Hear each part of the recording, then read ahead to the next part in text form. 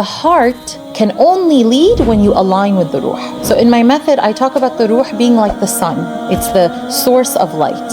And the heart being like the moon. It reflects the light back of the sun. The heart is like the moon, the mirror. It's a reflective facet. So the heart, every time you align with the values of the ruh, every time you align with this higher self, that is the most permanent part within you that comes from a higher place and returns to a higher place, you elevate, and the heart reflects back that light. Again, you might look at the moon and say it has light. No, it's reflecting back the light of the sun. But only when does the moon exude the most light?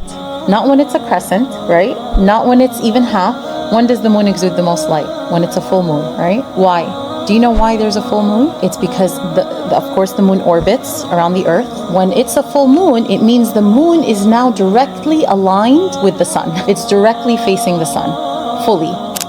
So now it receives all of its light and reflects it back to the earth. So in my H.O.M.E method, I talk about the earth being like the physical body. These are two earthly bodies.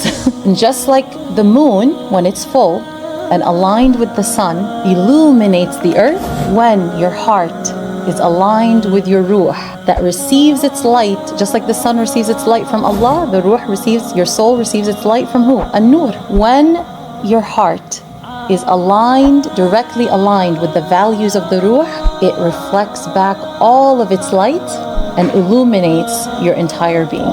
And this is in line with what the Prophet ﷺ says about in the hadith, where he says, there's a piece of flesh in your body that if it is rectified, your entire being is rectified. And if it is corrupt, your entire being is corrupt. And we don't look at this enough. How does the condition of my heart impact the rest of my being? So this was a big part of developing the H.O.M.E method, is really recognizing this.